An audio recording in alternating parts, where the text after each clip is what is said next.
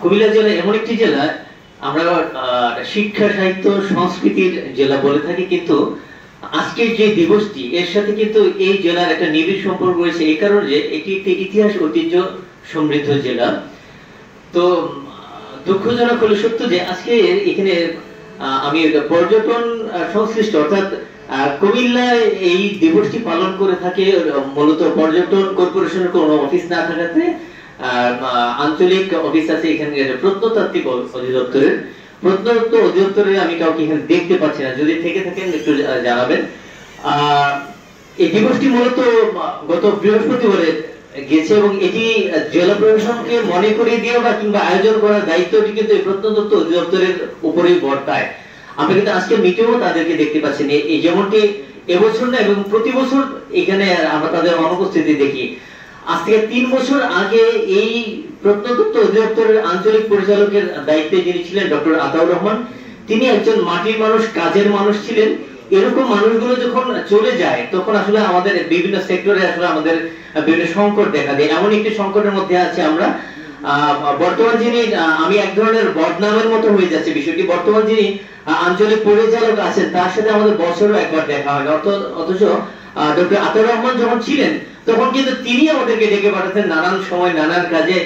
এবং প্রত্নতত্ত্ব অধিদপ্তর যে একটা কুমিল্লা আছে, পর্যটনের যে অপার সম্ভাবনার একটা জায়গা কুমিল্লা আছে, সেটি কিন্তু তিনি আমাদেরকে মনে করে দিতেন তার কাজের মধ্য দিয়ে। এবং প্রতি বছর অন্তত 2-4টা প্যাকেজ বা স্টোরি আমি আমার ক্ষেত্রে যদি বলি মাছরাঙা টেলিভিশনে করতাম শুধুমাত্র ডক্টর আতাউর রহমানের অনুপ্রেরণায়। তো আপনারা জানেন যে কুমিল্লার যারা কুমিল্লার বাইরের মানুষ আছেন তারা জানেন যে কুমিল্লার অন্তত লালমাই ময়নামতি পাহাড়ের প্রায় 19 কিলোমিটার এলাকায় ইতিমধ্যেই 28টি প্রত্নতত্ত্বের নিদর্শন সাইট আবিষ্কার হয়েছে। এছাড়াও কিন্তু আরো অসংখ্য সাইট আবিষ্কারেরও কিন্তু এখনো বাকি আছে। এবং গত 3 বছর আগে গোমতীর উত্তর পারে 5 স্তবী অর্থাৎ পঞ্চস্তব থেকে 5 স্তবী সেখানে একটি সাইট আবিষ্কার হয়েছে। এই নিয়ে 29টা হলো। তো এখন এই যে সাইটগুলো আমরা কিন্তু এখন পর্যন্ত আবিষ্কারই করতে পারলাম না, আমরা কিভাবে পর্যটক আকৃষ্ট করবো এই জেলায়, এই বিষয়গুলো কিন্তু জেলা প্রশাসনের মাধ্যমে উপরে মেসেজ দেওয়ার দায়িত্ব এই প্রত্নতত্ত্ব অধিদপ্তর আঞ্চলিক পরিচালক এই দপ্তরের। তারা এই কাজটি কতটা করছে এটি আমি অত্যন্ত সন্দিহান যে তারা গত 2 বছর আগে প্রত্নতত্ত্ব অধিদপ্তরের আঞ্চলিক পরিচালক বর্তমান যিনি আছেন তার সাথে আমার শচীন দেব বর্মনের বাড়ির সামনে দেখা হলো। তিনি আমার সাথে বলেই ফেললেন যে এই ধরনের পুরনো বিল্ডিং রেখে কি লাভ। একজন প্রত্নতত্ত্ব অধিদপ্তর প্রত্নতত্ত্ববিদ তিনি যদি বলেন যে শচীন দেব বর্মনের মতো কিংবা টাউন হলের মতো এরকম পুরনো বিল্ডিং রাখার সাথে তার একমত নয়। তো আমি মনে করি যে এই জায়গাগুলোতে আমার প্রত্নতত্ত্ব অধিদপ্তরে যারা বলবেন তাদেরকে সেই মনা মানুষ হতে হবে।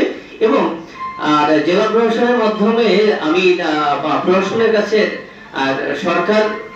সরকারের সংশ্লিষ্ট দপ্তরের কাছে আবেদন জানাবো কুমিল্লা প্রত্নতত্ত্ব সাইটগুলোকে আবিষ্কার করা, খনন করা এবং এখানকার যে আজাদ ভাই বলে গেছেন যে এখানে যে আবাসন সংকট, আমরা আন্তর্জাতিক মানের টুরিস্ট আকৃষ্ট করতে পারছি না, আবার এবং নিরাপত্তা এবং আমাদের যে জায়গা রাস্তাঘাটের যে অবকাঠামো যে বিষয়গুলো এগুলো যাতে নজর দেন, এই বিষয়টির প্রতি জোর দিয়েই আমি আমার বক্তব্য শেষ করবো। আসসালামু আলাইকুম।